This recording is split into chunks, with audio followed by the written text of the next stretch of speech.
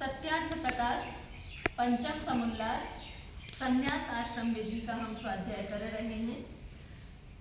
कल हमने पढ़ा था कि सन्यासी को अपने वाणी और मन को नियंत्रित रखना चाहिए और पूर्ण ज्ञान को प्राप्त करने के लिए प्रयास पुरुषार्थ करते रहना चाहिए, और जो ज्ञान प्राप्त हुआ है उस ज्ञान को परब्रह्म परमात्मा की प्राप्ति में लगाना चाहिए। आगे मुंडक उपनिषद का वचन उद्धृत करते हुए स्वामी दयानंद जी कहते हैं, परीक्ष्य लोकान् कर्मचितान् ब्राह्मणो निर्वेदमायान्नास्त्य कृतः कृतेन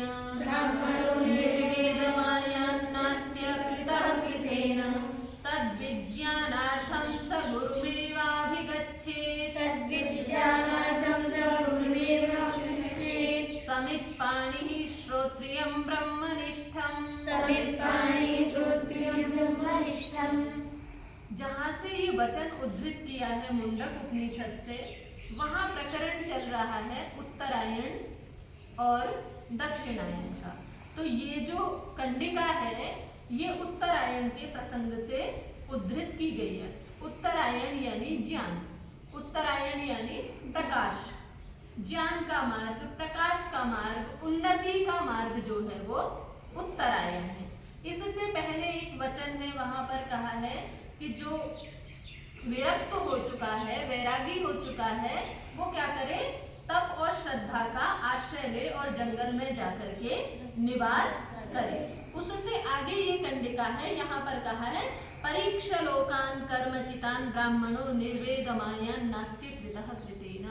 यदि कोई सन्यासी बनना चाहता है, क्या कर रहा है, सन्यासी बनने की सबसे पहली कसौटी क्या है, सबसे पहली कसौटी है सन्यासी की संग का त्याग, वैराग्य, विरक्ति। वही कहा ना, यत् अहरेव विरजे, जिस दिन वैराग्य हो जाए उसी दिन क्या करे, घर परिवार जहां भी है उस स्थान को त्याग करके परब्रह्म परमात्मा को प्राप्त करने के लिए पुरुषार्थ करे। तो सन्यासी होने की सबसे पहली कसौटी है वैराग्य, वैराग्य को धारण करना है। तो अब यहाँ पर जब वैराग्य को धारण करने के लिए क्या करेगा, कई बार तो हमारे पूर्व जन्मों के संस्कारों के परिणाम स्वरूप जो है हमें वैराग्य की प्राप्ति हो जाती है, और जब हम जागरूक हैं, पुरुषार्थी हैं, धार्मिक हैं, वेदादि सत्य शास्त्रों का स्वाध्याय करते हैं, पठन पाठन करते हैं, तो हमको ज्ञान प्राप्त होता है कि हम जिस संसार में, जिस दुनिया में भटक रहे हैं वो पूर्ण सुख देने वाली नहीं है। हम बार बार भोगों को भोगते हैं और उसका जो परिणाम प्राप्त होता है, हमें पुनः कष्ट की प्राप्ति होती है, हमें पुनः दुख की प्राप्ति होती है। जैसे आजकल जलवायु परिवर्तन हो रहा है, मौसम बदल रहा है, तो कोई खांस रहा है, कोई छींक रहा है, किसी को बुखार आ रहा है, किसी को कुछ हो रहा है, तो कष्ट हो रहा है ना। इन सब कष्टों से कैसे बचेंगे, जब बार बार कष्ट होता है, जब कष्ट की अति हो जाती है ना, तो फिर हाथ जोड़ लेते हैं, हे भगवान ना ठीक कर दो, नहीं कहते, अब तो उठा लो। वो तुम्हारे जैसे बच्चे हैं, छोटे मोटे बुखार बुखार में कह लेते हैं, जो थोड़ी सी आयु के हो जाते हैं, फिर वो ये कह लेते हैं अब तो भगवान उठा लीजिए। यानी हम इस शरीर से क्या है, कष्ट हमें किसके साथ में मिल रहा है, इस शरीर के साथ में मिल रहा है, और इस शरीर के कष्टों से हम मुक्ति पाना चाहते हैं। ये जो प्रक्रिया है, जो हमें उससे विरक्ति हुई, ये कभी तो कुछ क्षणों के लिए होती है। ये वैराग्य कैसा होता है, कभी कुछ क्षणों के लिए होता है, कभी पूर्ण वैराग्य हो जाता है। तो जो पूर्ण वैराग्य होता है, या कुछ क्षणों वाले वैराग्य की बात नहीं है, पूर्ण वैराग्य की बात है। कुछ क्षणों का वैराग्य तो आपको भी हो जाता है, जब बुखार हो जाता है तो मीठा खाना छोड़ देते हो, तब वैराग्य कर लेते हो ना, मीठे से अच्छा नहीं लग रहा, क्योंकि कष्ट पहुंचाएगा। लेकिन जैसे ही बुखार ठीक हुआ, सही हुए, अब दे दीजिए मीठा, डबल खा लेंगे। तो वैराग्य कुछ क्षणों वाला नहीं चाहिए। यहाँ कौन सा वैराग्य चाहिए, पूर्ण शाश्वत वैराग्य चाहिए।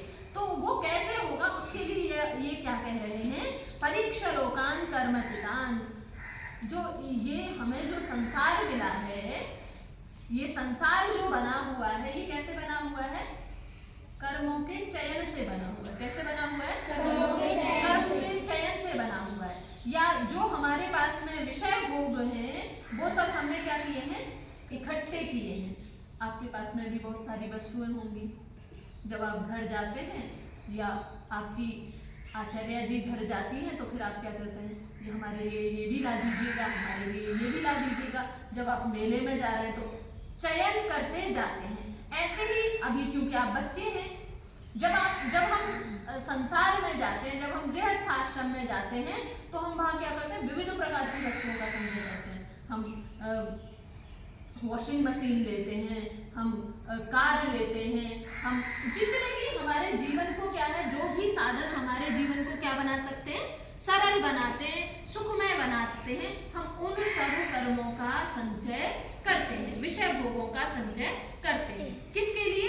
सुख की प्राप्ति करने के लिए। तो जब हम उन विषय भोगों के साधनों को इकट्ठा करते रहते हैं, लेकिन फिर भी हमें उससे सुख की प्राप्ति नहीं होती। हाँ, हमें कुछ क्षणों के लिए, कुछ समय के लिए अच्छा लगता है कि हमारा काम आसान हो गया, लेकिन हमारा दुख तो वही का वही है।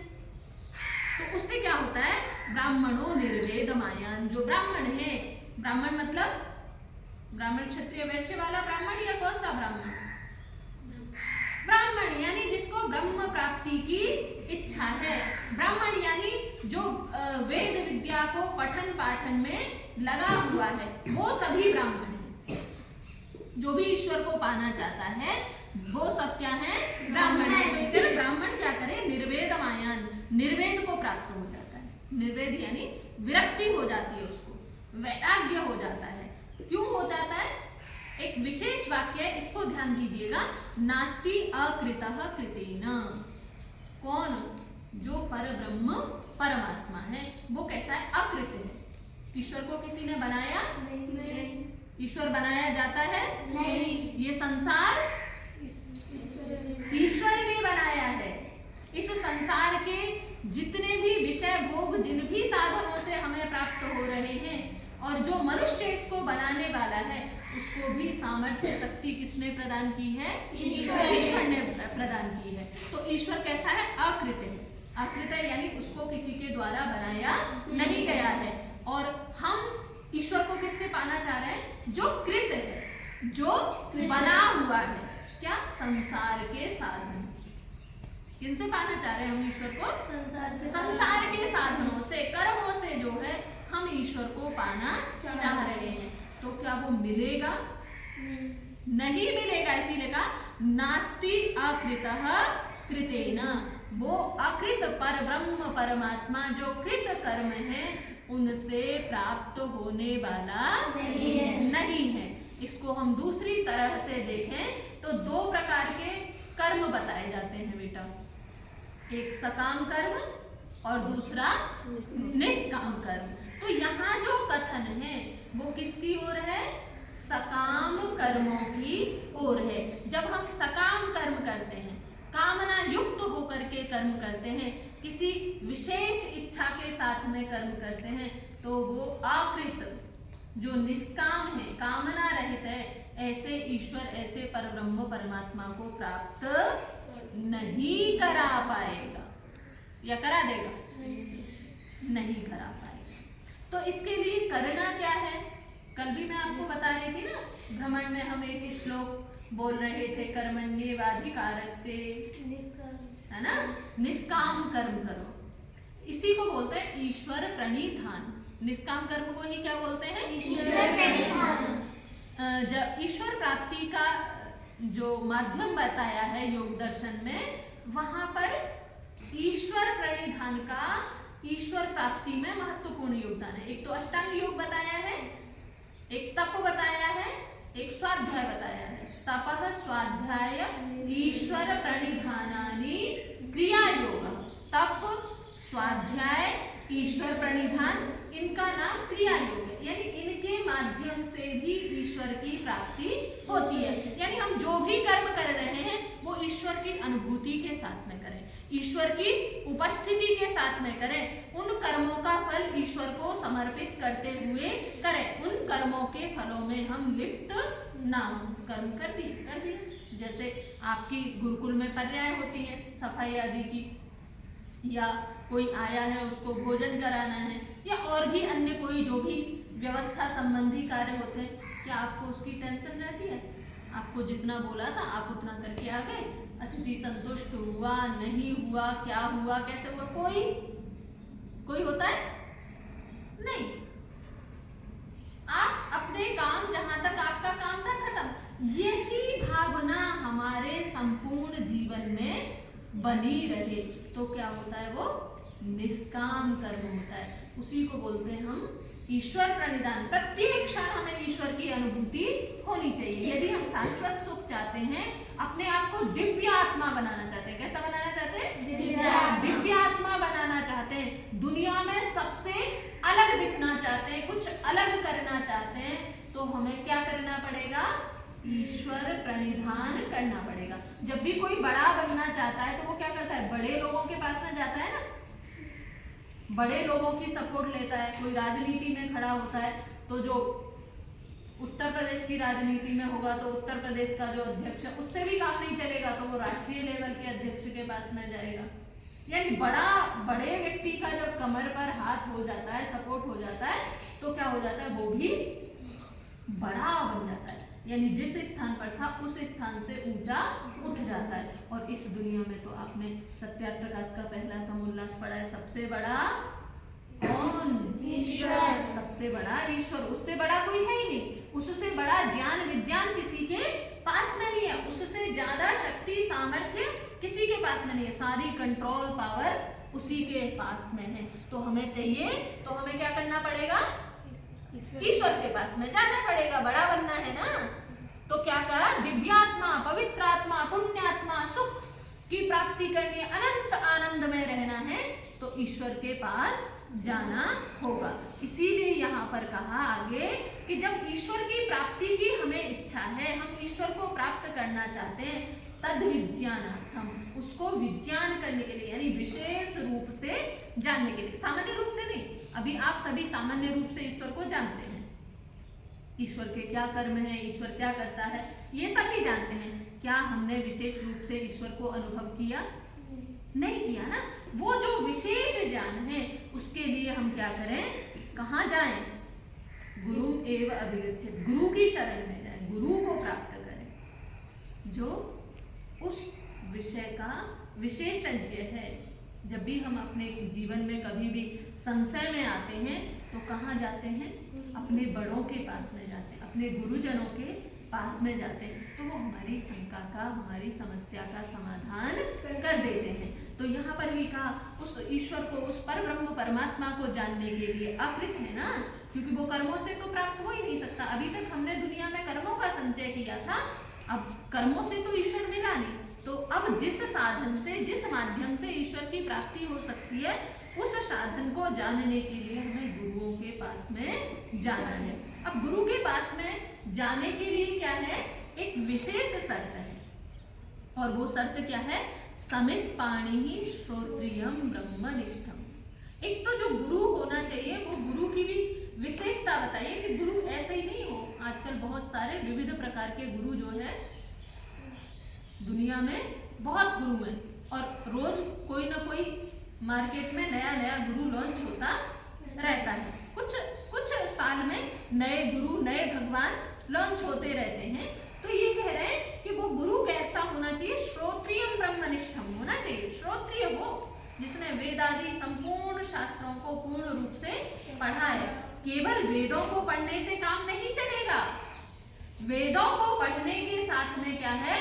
वो ब्रह्मनिष्ठ भी है, परब्रह्म परमात्मा में पूर्ण समर्पित है, परब्रह्म परमात्मा के वास्तविक यथार्थ स्वरूप को जो जानता है, ऐसे गुरु के पास में जाना चाहिए। और जाना कैसे है?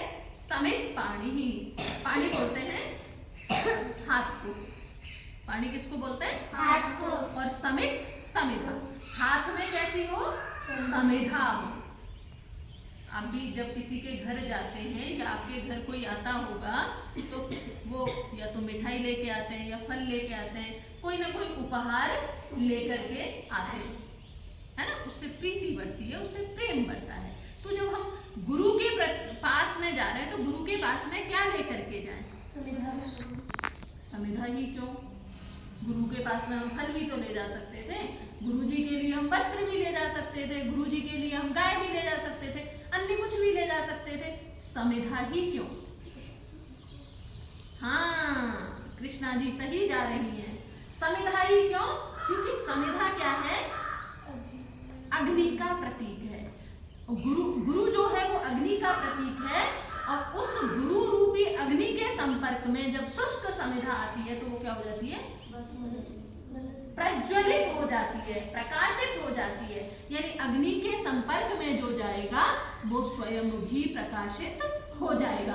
तो गुरु क्या है? गुरु ब्रह्मनिष्ठ है, श्रोत्रिय है, पर ब्रह्म परमात्मा को जानता है। ऐसे उस गुरु के पास में जो ब्रह्मचारी जा रहा है, जो सन्यासी बनने की भावना को लेकर के विरक्त जा रहा है, वो कैसे जाए? अपने आप को समित पाणी यानी समिधा रूप बना ले। गुरुजी की परीक्षा करने के लिए जाए, देखते हैं गुरुजी को आता है या नहीं आता है। निश्चित मानिए कभी जीवन में सफलता प्राप्त नहीं होगी। गुरु के पास में जाना है, अपने आप को खाली करके जाना है, अपने आप को इतनी तीव्र इच्छा से प्रदीप्त करके जाना है कि गुरुजी मुझे जिस ज्ञान रूपी अग्नि में प्रज्वलित करेंगे, मैं उसमें अपने आप को संपूर्ण भस्मीभूत कर दूंगा।